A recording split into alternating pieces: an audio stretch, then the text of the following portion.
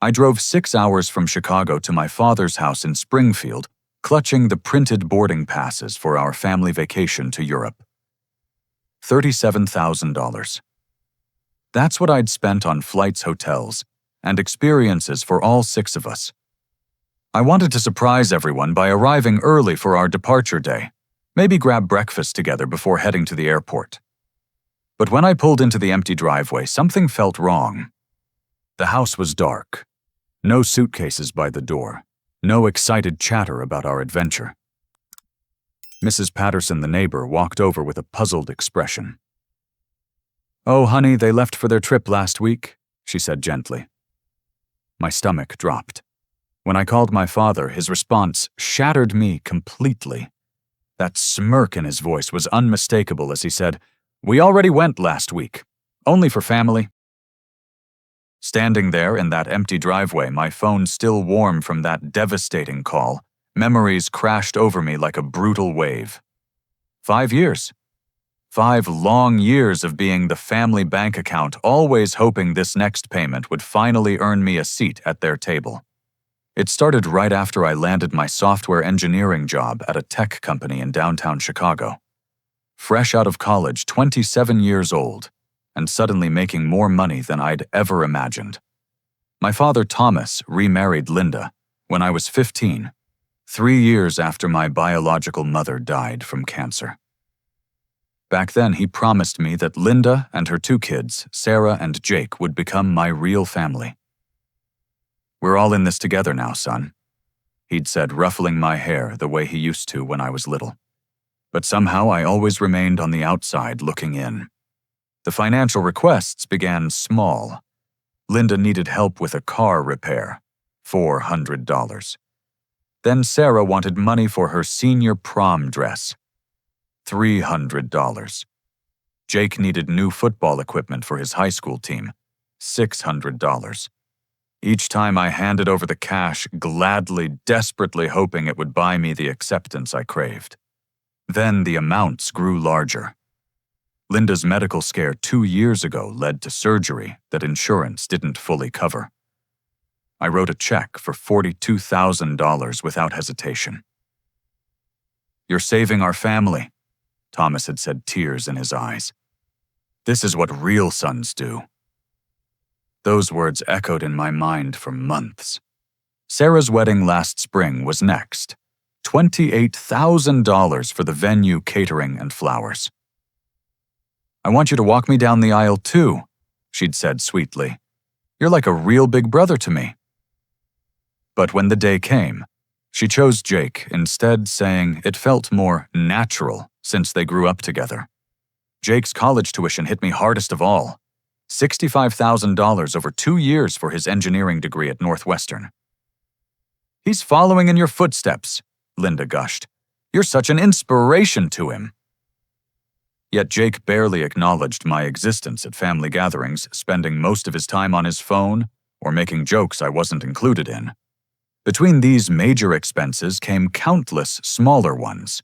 Linda's spa retreats for her anxiety, Thomas's golf club membership fees, Sarah's down payment assistance for her first apartment, Jake's spring break trips with his fraternity brothers, always accompanied by promises that I was part of the family and that they appreciated everything I did. The European vacation was supposed to be different. My idea, my gift to all of us. 3 weeks touring London, Paris, Rome, and Barcelona. I'd researched every hotel, planned every excursion, booked every restaurant reservation. This would be our bonding experience, our chance to create memories together as a real family unit. I'd presented the idea at Easter dinner 3 months ago. "I want to do something special for all of us," I'd announced, sliding the printed itinerary across Linda's dining room table. "A celebration of our family." Everyone's eyes lit up. Sarah squealed with excitement. Jake actually looked up from his phone. Thomas clapped me on the back. "This is incredible, son. You're incredibly generous." "When do we leave?" Linda had asked already, scrolling through the hotel photos on her tablet. "July 15th, I'd replied. "I've already requested time off work. We'll have the best 3 weeks of our lives." But now, standing in this empty driveway with Mrs. Patterson's sympathetic eyes watching me, I realized the horrible truth. They'd taken my gift and excluded the giver. My phone buzzed. A notification from Sarah's Instagram account. My hands trembled as I opened the app and saw the image that would haunt me forever. All 5 of them beaming in front of the Eiffel Tower. Thomas with his arm around Linda, Sarah and Jake making silly faces. The caption read, "Best family vacation ever. So grateful for this amazing trip. Love my family." Posted yesterday, the same day I was supposed to drive to their house for our departure. The comments below were even worse. Linda's sister, "You guys look so happy. Such a perfect family." Jake's girlfriend, "Wish I could have joined you." Sarah's best friend, "Your family trips are always amazing." I scrolled through dozens of photos. Them laughing over croissants in a Parisian cafe, touring the Colosseum in Rome, sipping wine in a Barcelona restaurant. Every image a knife through my heart. Not one photo included an empty space where I should have been. Not one caption mentioned missing me. They'd seamlessly erased me from their adventure as if I'd never existed at all. My investment in this family had cost me more than money. It had cost me my dignity, my self-respect, and apparently my place at their table. My hands shook as I dialed Thomas's number again. This time I needed answers. Real answers, not dismissive smirks and casual cruelty. He picked up on the 4th ring, and I could hear laughter and clinking glasses in the background. They were probably at some expensive restaurant toasting their successful deception with my money. "What now, Freddie?" His voice carried the irritated tone of someone interrupted during a celebration. "I need you to explain this to me," I said, fighting to keep my voice steady. "I paid for this trip. I planned every detail. I arranged my entire schedule around these dates. How could you leave without me? Look, we talked about it as a family, and honestly, you wouldn't have enjoyed it anyway. You're always working, always stressed about deadlines and projects. We wanted to relax and have fun." The casual dismissal in his voice felt like a physical blow. "I specifically requested vacation time for this trip. I haven't taken a real vacation in 3 years because I've been working to pay for everyone else's needs." "That's your choice," Thomas replied coldly. "Nobody forced you to do any of that. Dad, this was supposed to be our family bonding experience. I spent $37,000 because I wanted us to create memories together." I heard Linda's voice in the background. "Tell him he's being too serious about this. It's just a trip." "Did you hear that?" Thomas asked. "Linda thinks you're overreacting, and honestly, so do I. You always get weird about these things." "Weird about what things about being excluded from family events that I pay for?" "Can you hold on a second?" The phone went quiet, except for muffled voices. I strained to listen, catching fragments of their conversation. "Just get him off the phone," I heard Linda say. "He's ruining our last night in Barcelona. Tell him we'll make it up to him somehow." Sarah's voice chimed in. When Thomas returned to the line, his patience had clearly expired. "Listen, Freddie, we're trying to enjoy our last evening here. We'll talk about this when we get home." "Put Sarah on the phone," I demanded. "I want to hear directly from her why she thought this was acceptable." "Sarah doesn't want to talk to you right now. You're being dramatic." "Put her on the phone, Thomas, now." I heard Thomas sigh heavily, followed by rustling sounds and whispered conversations. Finally, Sarah's voice came through, but it lacked any of the warmth I'd grown accustomed to. "Hi, Freddie," she said flatly. "Sarah, I need you to help me understand this. I planned this entire trip as a gift for our family. How could you go without me? Look, we had a family meeting about it, and we decided that this should be more of a bonding experience for the core family unit. You know, people who actually grew up together." Her words hit me like ice water. The core family unit, I've been part of this family for 17 years. But not really, though. I mean, your dad's son from his first marriage. Linda is our mom. Jake and I are actual siblings. It's different. Different how I've paid for your wedding, Your brother's education, your mother's medical bills? How is that different? That was your choice, Freddie. We never asked you to be our personal ATM. The cruelty of her words left me speechless for a moment. In the background, I heard Jake's voice. Is he still whining about the trip? Tell him we upgraded to the presidential suite in Rome with the money we saved on his ticket. Sarah giggled. Jake says hi. You upgraded with money that was supposed to pay for my portion of the trip. Well, yeah, I mean, why waste it? We figured since you weren't coming, we might as well make the experience better for the people who were actually there. My voice dropped to barely above a whisper. Sarah, do you have any idea how much money I've spent on this family over the past 5 years?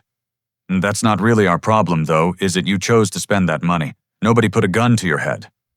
Thomas's voice returned to the phone. Freddie, you're being ridiculous about this. You'll get over it like you always do. We need to go now. Our dinner reservation is in 20 minutes. Wait, I'm not finished talking about this. Yes, you are.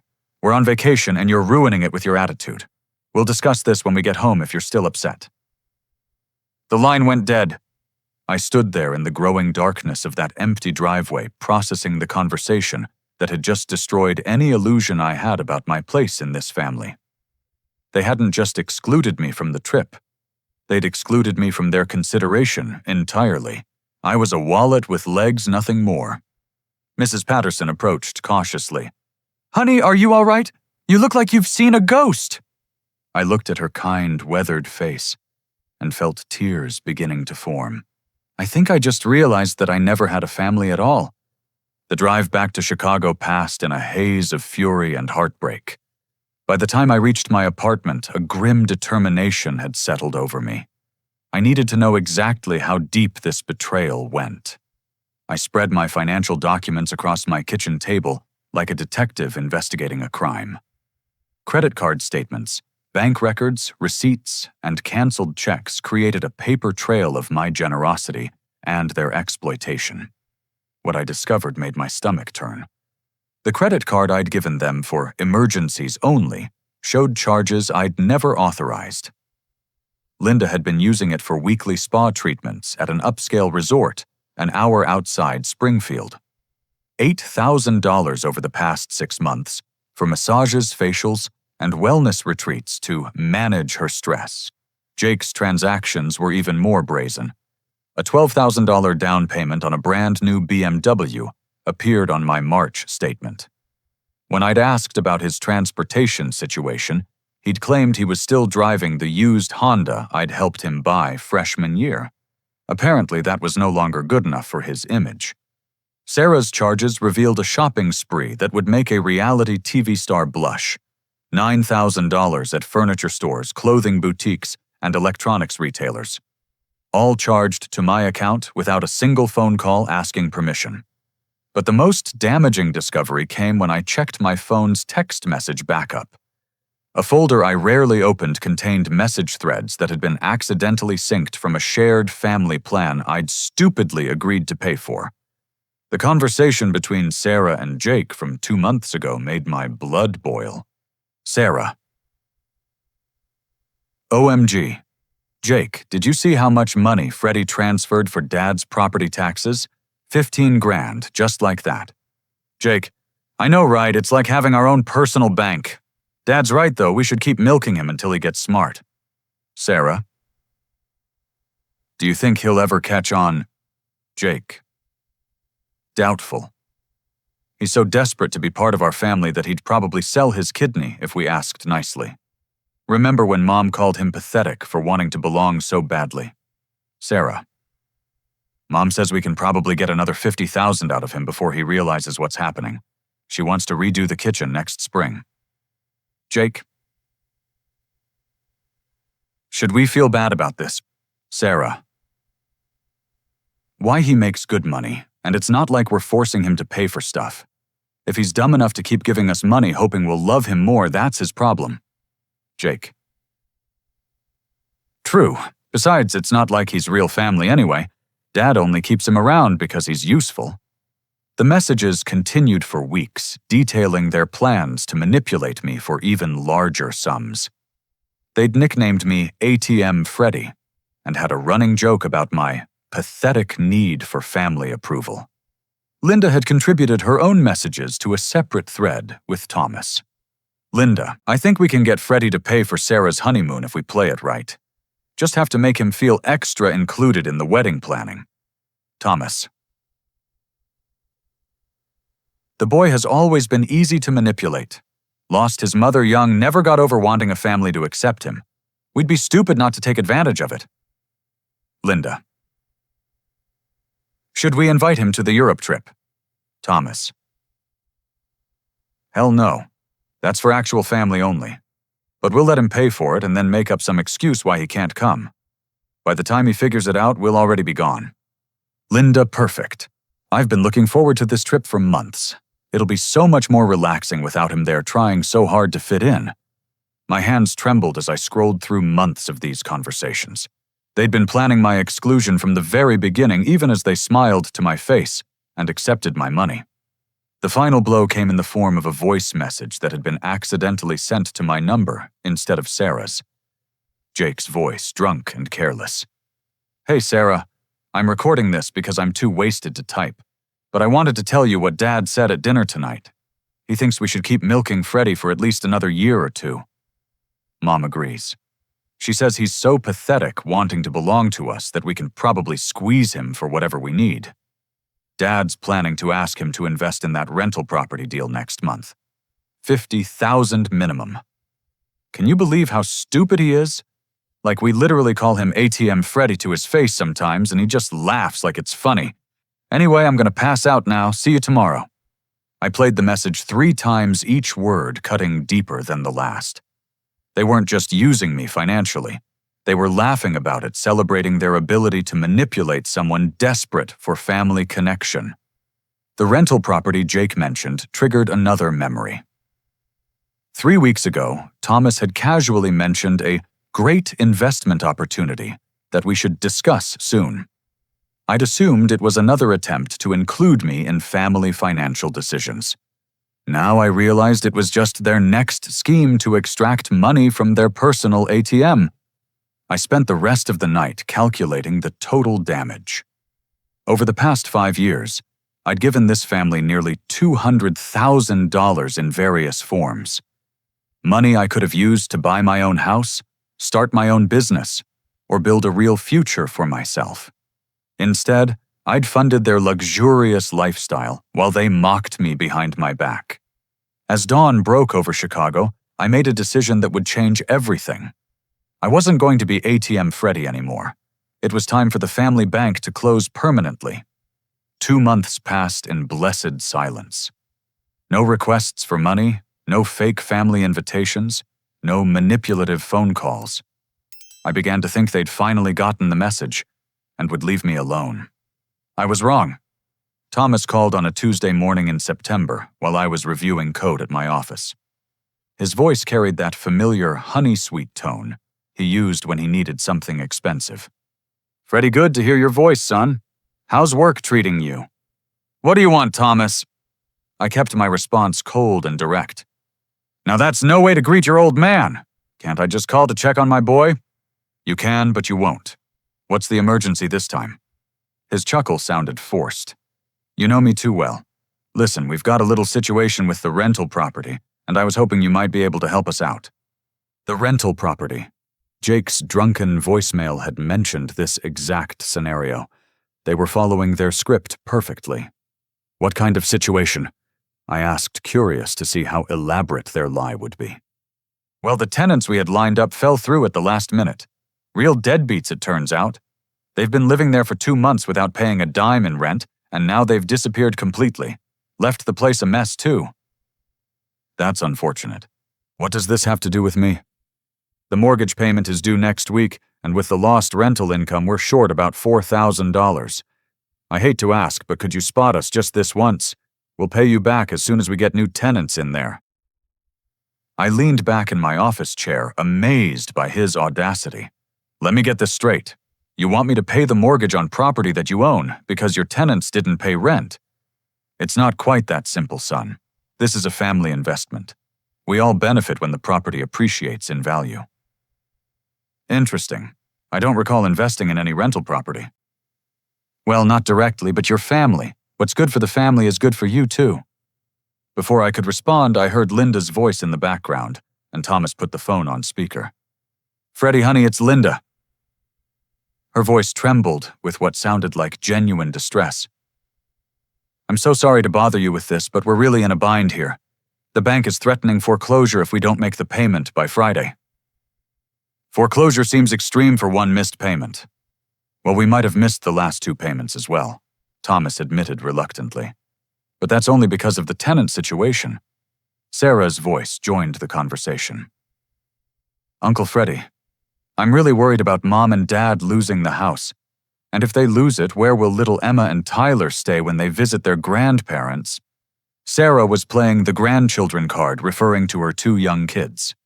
She'd never called me Uncle Freddie before in her life, but apparently desperate times called for creative relationship definitions. This sounds like a serious financial crisis, I observed. Have you considered selling the property? We can't sell it right now, Linda said quickly. The market's terrible and we'd lose money. But if we can just get through the next few months, everything will turn around. Jake's voice appeared from somewhere in the background. Tell him about the new tenants we have lined up, the ones with perfect credit scores. That's right. Thomas jumped on this thread. We've got a young professional couple very interested in signing a 2-year lease. They just need to finalize their job transfers and they'll be ready to move in next month. The lies were flowing so smoothly that I almost admired their coordination. Almost. You know what's funny about this whole situation? I said, letting a smile creep into my voice. What's that, son? I was just thinking about something Jake said a couple of months ago. Something about only for family. The line went quiet for several long seconds. Finally, Thomas cleared his throat. I'm not sure what you're referring to, Freddie. Oh, I think you remember. Something about a European vacation that was only for family. Family that apparently doesn't include the person who paid for it. Linda's voice became defensive.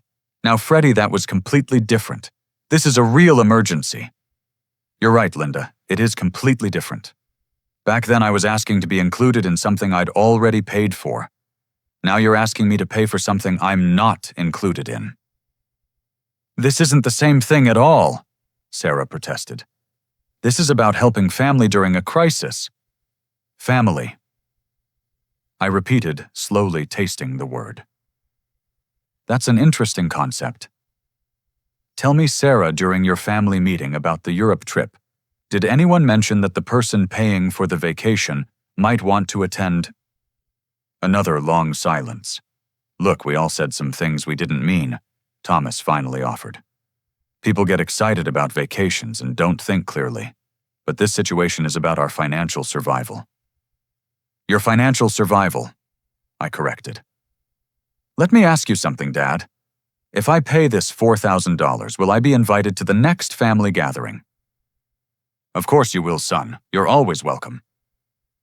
Will I be included in family photos? Absolutely.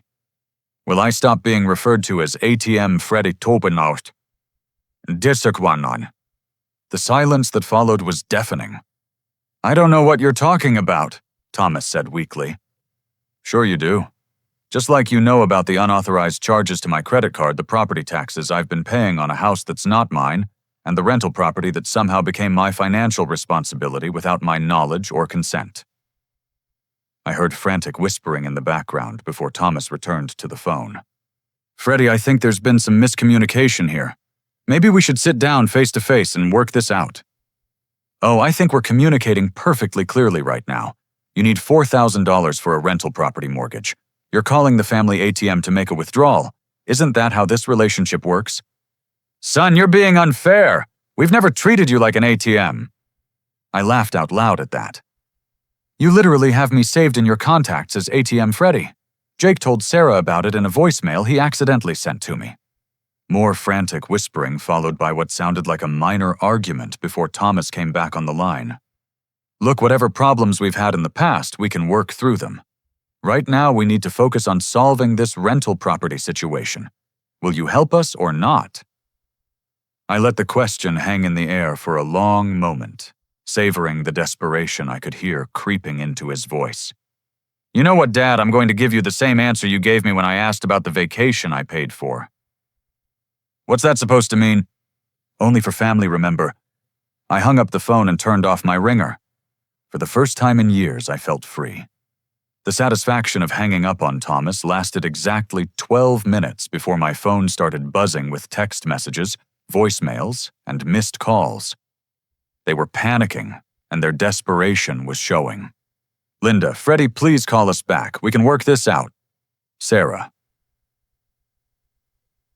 "Uncle Freddie, please don't let pride ruin our family relationship. Mom and Dad really need your help." Jake, "Dude, can we talk? I think there's been some misunderstandings." Thomas left a voicemail that started angry and ended pleading, "Freddie, I don't know what's gotten into you, but this childish behavior needs to stop. We're family and family helps each other. Call me back immediately." But I wasn't interested in their panic. I was interested in justice. I drove to my cousin Marcus's law office during my lunch break. Marcus was my mother's nephew, a successful attorney who specialized in financial crimes and family law. We'd stayed close over the years, bonding over our shared memories of my mother and our mutual understanding of complicated family dynamics. "Freddie." Marcus stood up from his desk with a genuine smile. "What brings you to my legal lair?" I spread my documentation across his conference table. Bank statements, credit card bills, text message printouts, voicemails transcribed to text, and a detailed timeline of financial transactions dating back 5 years. Marcus whistled low as he reviewed the evidence. "This is extensive. Tell me what's been going on." I walked him through the entire story from my mother's death and Thomas's remarriage to the European vacation betrayal and this morning's rental property scam. Marcus took notes and asked clarifying questions, his expression growing more serious with each detail. "Freddie, this isn't just family drama. This is criminal activity. They've committed credit card fraud, identity theft, and possibly tax fraud, depending on how they've been handling your financial contributions." "Tax fraud? Have you been claiming any of these expenses as gifts on your tax returns?" "No, I assumed they were handling their own tax situations." Marcus pulled out his laptop and started typing. "I'll need to verify this, but I suspect Thomas has been claiming you as a dependent for tax purposes, while also claiming these payments as business expenses or family support. It's a common scam that can result in serious penalties." He was right. 20 minutes of research revealed that Thomas had been filing fraudulent tax returns for 3 years, claiming me as a dependent, despite the fact that I lived independently and made more money than the rest of the family combined. The tax benefits he'd received totaled over $12,000 in false refunds. "This gets better." Marcus continued scrolling through property records on his computer. "Tell me about this rental property they want you to pay for." I explained Thomas's story about problem tenants and mortgage payments. "Freddie, look at this." Marcus turned his laptop screen toward me. "According to public records, this property is registered solely in your name. The mortgage application lists you as the primary borrower and owner." My jaw dropped. "That's impossible. I never signed any mortgage documents." "Someone did using your financial information and credit score. This is identity theft, plain and simple. But here's the interesting part. Since the property is legally in your name, you actually own it. And if they're living there without paying rent to you, they're essentially squatting in your house." The irony was beautiful. They'd committed fraud to put a property in my name thinking they could make me pay for it while they lived there rent-free. Instead, they'd accidentally given me ownership of their home. "What are my options?" I asked. Marcus grinned, and I saw a hint of the mischievous kid who used to help me prank our relatives at family reunions. "Oh, you have several delicious options. We can file criminal charges for the credit card fraud and identity theft. We can report the tax fraud to the IRS.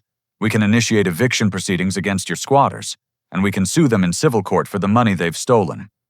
"All of that sounds expensive." "Not really. The criminal charges don't cost you anything. The state handles prosecution. The IRS investigation is free and actually pays you a reward if they recover money. The eviction is straightforward since you have clear ownership. And the civil suit. Well, we'll structure it so they pay your legal fees when you win. I felt a strange calm settling over me. This wasn't about revenge anymore. This was about justice. Let's do it all, I said. Marcus started making calls while I completed paperwork. Within 2 hours, we'd filed police reports for credit card fraud and identity theft, submitted documentation to the IRS regarding Thomas's fraudulent tax returns, and initiated formal eviction proceedings against my stepfamily. The eviction notice will be served tomorrow, Marcus explained as we finished the paperwork. They'll have 30 days to vacate the property. After that, sheriff's deputies will physically remove them and their belongings. What about the criminal charges? The credit card fraud is ironclad. They used your accounts without permission for personal expenses totaling over $40,000. That's a felony in Illinois. The identity theft charges related to the mortgage fraud add another layer of serious criminal liability. My phone buzzed with another call from Thomas. I showed the screen to Marcus. Answer it, he suggested. But keep it short, and remember that everything you say might be used in legal proceedings. I picked up the call. Hello, Thomas? Freddie, thank God.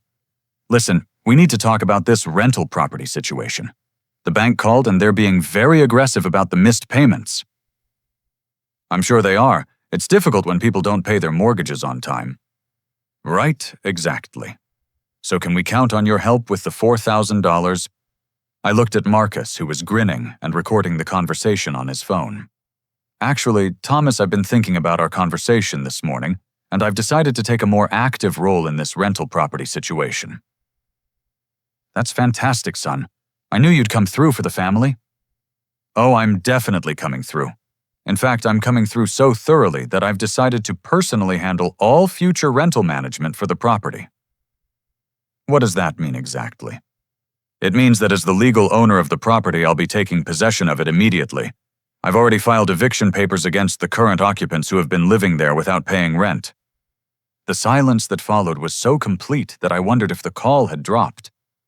Freddie. Thomas finally said, his voice barely above a whisper. What are you talking about? I'm talking about taking control of my own property, Dad. The property that's been registered in my name without my knowledge or consent. The property I've been paying for while other people live in it for free. You can't do that. We live there. Not legally, you don't. Legally, you're squatters on my property. But don't worry, I'm giving you the full 30 days required by law to find somewhere else to live. The line exploded with voices as Thomas apparently put me on speaker and shared the news with Linda, Sarah, and Jake. I heard crying, shouting, and what sounded like furniture being thrown. We'll fight this in court, Thomas yelled into the phone. Good luck with that, I replied calmly. I'll see you there. Oh, and Dad, you might want to call a criminal defense attorney too. The police will probably want to talk to you about those credit card charges and the mortgage fraud. I hung up and turned to Marcus. How long do you think it will take to resolve all of this? The criminal cases could take months, but you'll start seeing results immediately. The eviction will be final in 30 days. The IRS moves quickly on clear-cut fraud cases like this, and the civil lawsuit should settle out of court once they realize how much evidence we have. As we shook hands outside his office, Marcus clapped me on the shoulder. Your mom would be proud of you for standing up for yourself like this. She always worried that you were too generous for your own good. Walking back to my car, I felt lighter than I had in years. The family bank wasn't just closed. It was about to foreclose on the people who had been robbing it blind. The next morning brought chaos to my stepfamily's world, and I had front-row seats to watch it unfold. The eviction notice was served at 8:30 a.m. by a sheriff's deputy who knocked on their door with official paperwork. According to the incident report Marcus obtained later, Linda answered the door in her bathrobe and immediately began screaming about mistakes and misunderstandings. The deputy calmly explained that she had 30 days to vacate the premises or face forcible removal by law enforcement. By 9 a.m., my phone started ringing. Thomas called first, his voice shaking with rage. Freddie, what the hell do you think you're doing? You can't just throw your family out on the street. I'm not throwing family out on the street. I replied calmly while sipping my morning coffee. I'm evicting people who have been illegally occupying my property without paying rent. This is our home. We've lived here for 2 years. In a house registered in my name purchased with money stolen from my credit cards while I unknowingly paid the mortgage payments. That's called fraud, Thomas. We never stole anything from you. Tell that to the police detective who called me an hour ago. Apparently, credit card fraud involving amounts over $10,000 gets priority attention from the Financial Crimes Unit. I could hear Linda crying in the background, wailing about how they were going to end up homeless. The irony wasn't lost on me. They'd shown no concern about my emotional homelessness when they excluded me from the family I'd been financially supporting. Sarah called next, alternating between tears and fury. Freddie, how can you do this to us? Emma and Tyler are going to lose their grandparents' house. Their grandparents should have thought about that before they committed felony fraud. This is about revenge, isn't it? You're still upset about the stupid vacation. This isn't about revenge, Sarah. This is about consequences. Actions have results, and your family's actions have finally caught up with you. We can pay you back for everything. Just drop the charges and let us stay in the house. Pay me back with what money? The money you've been stealing from me. The money you don't have because you've been living beyond your means, using my credit. Jake's call came an hour later, and his approach was entirely different. Freddie, dude, I think we need to meet face to face and work this out man to man. There's nothing to work out, Jake. Everything is already in motion. Come on, man. We're family. Family doesn't do this to each other. You're right. Family doesn't exclude each other from vacations they paid for. Family doesn't steal credit card information. Family doesn't commit mortgage fraud. Family doesn't call each other ATM Freddy behind their back. Look, I was drunk when I left that voicemail.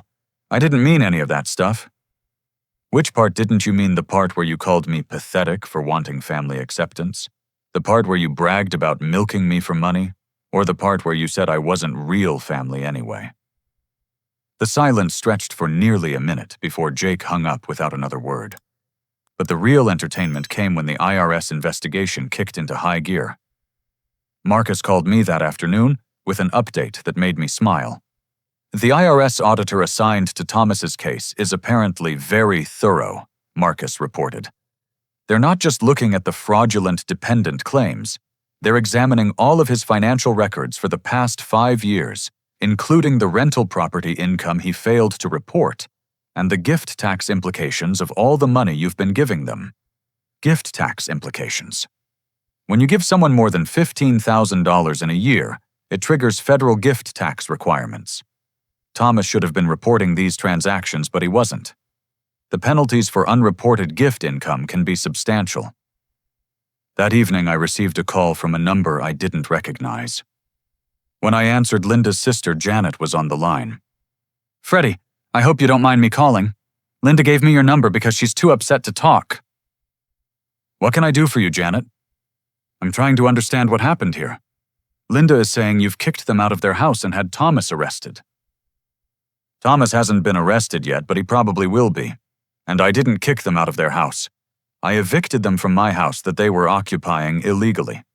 I walked Janet through the entire situation, sharing details that Linda had apparently omitted from her tearful phone call. By the end of our conversation, Janet's tone had completely changed. My God, Freddie, I had no idea they were treating you this way. Linda always made it sound like you were just being generous because you loved the family so much. I was generous because I loved the family. They took advantage of that love and turned it into a business model. What can they do to fix this? At this point, nothing. The criminal charges are out of my hands. The state is prosecuting the fraud cases. The eviction is a legal matter between a property owner and illegal occupants. The only thing they can control is how they handle the consequences of their actions. 2 weeks later, Thomas was arrested at his workplace and charged with multiple counts of credit card fraud and identity theft. The local newspaper ran a small item about it in their police blotter section. Springfield man arrested for financial crimes against family member. Linda had a complete breakdown and was briefly hospitalized for what her doctor described as an anxiety-induced nervous episode. Sarah's husband, David, called me to ask if there was anything he could do to help resolve the situation. David, I appreciate the call, but this isn't something that can be resolved with a conversation. Your wife and her family committed serious crimes against me for years while pretending to love me. The legal system is handling it now. But surely there's some way to work this out privately. Sarah is worried about how this will affect the kids. Sarah should have worried about how her actions would affect her kids before she decided to commit fraud. Those consequences belong to her, not to me. The most surprising call came from Jake 3 weeks after the eviction notice was served. He was crying. Freddie, I need to tell you something. I've been thinking about everything that happened and I realize how horrible we were to you. Okay. No, I mean really horrible. I've been talking to a therapist about it, and she helped me understand that what we did wasn't just mean, it was abusive. We emotionally abused you for years while stealing your money. I didn't respond immediately, curious to see where he was going with this. The thing is, I don't think any of us really understood how much you were hurting. We got so used to seeing you as this successful guy who could afford to help us that we stopped seeing you as a person with feelings. That's an interesting observation, Jake. I know this doesn't fix anything, and I know you probably hate me now, but I wanted you to know that I understand what we did was wrong, really wrong, and I'm sorry. It was the first genuine apology I'd received from any of them, and it came from the person I'd expected it from least. I appreciate you saying that, Jake. It means something. Do you think there's any way we could have a relationship again someday? Like a real relationship where I don't treat you like garbage? I thought about his question for a long time before answering. I think that depends entirely on whether you become the kind of person who deserves a relationship with me. After I hung up, I realized that Jake's apology had been the first step toward something I hadn't expected the possibility of genuine healing. But that healing would have to wait until justice had been fully served. 6 months later, I sat in my lawyer's office reviewing the final settlement documents that would close this chapter of my life forever. The criminal cases had proceeded exactly as Marcus predicted. Thomas pleaded guilty to multiple counts of credit card fraud and identity theft in exchange for a reduced sentence of 18 months in minimum security prison and 5 years of probation. The plea deal required him to make full restitution for the money he'd stolen, which totaled $43,000 once interest and penalties were calculated.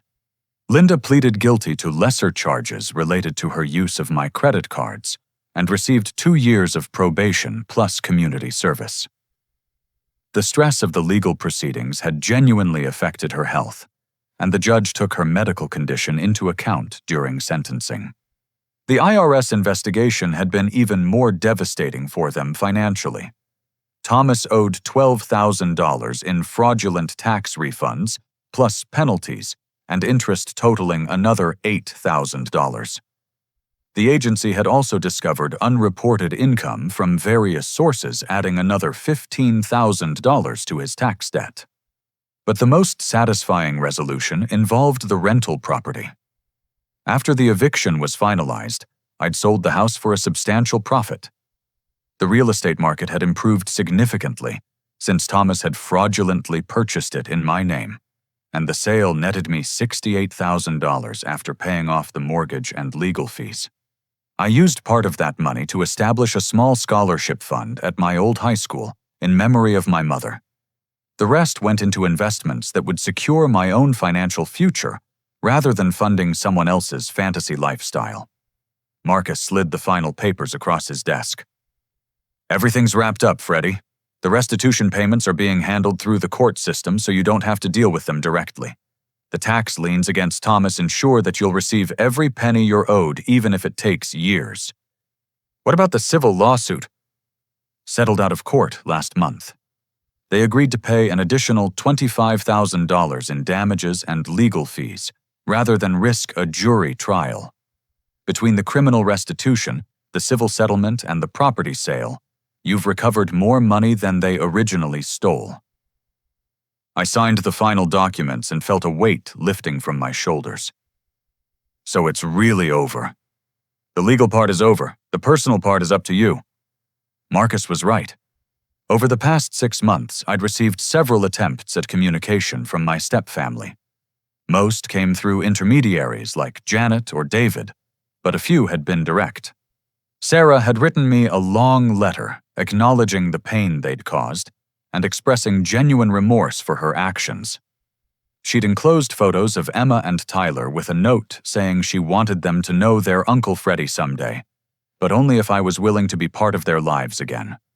Jake had continued seeing his therapist and had sent me updates on his progress every few weeks. He'd gotten a job at an engineering firm and was paying his own way for the first time in his adult life. His messages showed genuine growth and self-awareness that surprised me. Even Thomas had written from prison, though his letter was more focused on self-pity than genuine accountability. He'd asked for my forgiveness while simultaneously claiming that his actions had been motivated by desperation rather than greed. Linda's approach had been different. She'd asked Janet to invite me to family therapy sessions, where we could work through our conflicts with professional guidance. I'd declined, but the gesture suggested she understood that their behavior had been fundamentally wrong. The most meaningful communication had come from Jake's girlfriend, Ashley, whom I'd met briefly at family gatherings. She'd called to tell me how the legal consequences had affected Jake personally. "He talks about you all the time," she'd explained. "Not asking me to call you or anything like that, but processing what happened between you all. I think he really understands now how much he hurt you, and it's changed him. He's become someone I actually want to be with long-term." 3 weeks after the legal settlement was finalized, I made a decision that surprised even myself. I called Jake. Freddie?" His voice carried shock and hope in equal measure. "I got your latest letter," I said. "The one about your promotion at work." "Yeah, I wasn't sure if you were still reading them." "I read all of them, and I've been thinking about what you wrote about taking responsibility for your choices. I meant every word of that." "I believe you did. That's why I'm calling. I want to meet for coffee and talk about what a real relationship between us might look like." The silence that followed was filled with what sounded like Jake crying. "Are you serious?" he finally managed. "I'm serious about exploring the possibility. No guarantees, no instant forgiveness, but I'm willing to see if you've genuinely changed." We met the following Saturday at a coffee shop in downtown Springfield. Jake looked different. Older, more serious, less entitled. He'd lost weight and carried himself with less arrogance than I remembered. "Before we start talking about the future, I need to hear you acknowledge what really happened," I told him. "We used you," Jake said without hesitation. "We took advantage of your love for our family and turned it into a source of income. We excluded you from things you paid for, mocked you behind your back, and treated you like you were disposable. We were cruel, and there's no excuse for any of it." "Why did you do it?" Jake thought about his answer for a long time. "Honestly, because we could. You wanted family so badly that you'd put up with anything, and we exploited that weakness. It was easier than treating you with respect. Do you understand why that was wrong? I understand that it was abusive. My therapist helped me see that what we did to you was a form of financial and emotional abuse. We isolated you, manipulated you, and made you doubt your own worth." The conversation continued for 2 hours, covering years of hurt and misunderstanding. Jake didn't make excuses or try to minimize their actions. He owned everything completely. As we prepared to leave, Jake asked the question I'd been expecting. "Do you think Sarah and I could earn your forgiveness someday?" "I think Sarah already has based on her letter and her actions since this all started. You're on the right track, but forgiveness isn't something you earn. It's something I choose to give when I'm ready." "What about Dad and Linda?" I considered his question carefully. "Your father's letter showed me that he still doesn't understand what he did wrong.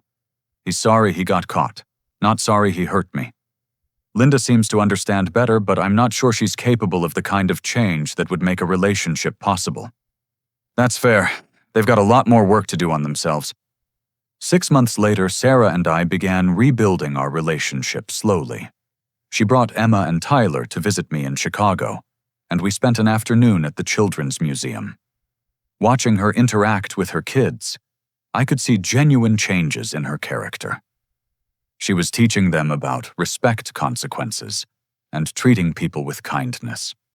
Jake and I developed an email correspondence that gradually grew into occasional phone calls and eventually regular meetings. He'd found his own identity outside of the family's toxic dynamics and was becoming someone I genuinely liked as a person. Thomas served his full 18-month sentence and returned to Springfield with minimal resources and limited job prospects. The financial restitution requirements would follow him for years, ensuring that he couldn't rebuild his lavish lifestyle quickly. We had no contact during this period, and I felt no desire to change that. Linda struggled with depression and anxiety following the legal proceedings, but according to Sarah, she was working with a therapist and taking responsibility for her actions. She'd asked through Sarah if I would be willing to receive a letter from her, but I wasn't ready for that level of communication yet. 2 years after the final legal settlement, I received an unexpected call from Thomas. His voice was humble in a way I'd never heard before. "Freddie, I know I'm probably the last person you want to hear from, but I wanted to call and tell you something important." "What's that, Thomas?" "I've been going to counseling and a program for people who've committed financial crimes against family members. It's helped me understand that what I did to you wasn't just theft. It was betrayal of the worst kind. I betrayed the trust of someone who loved our family." I listened without interrupting, curious to see if he'd genuinely changed. "I know I can't undo the damage I caused, and I know I don't deserve your forgiveness.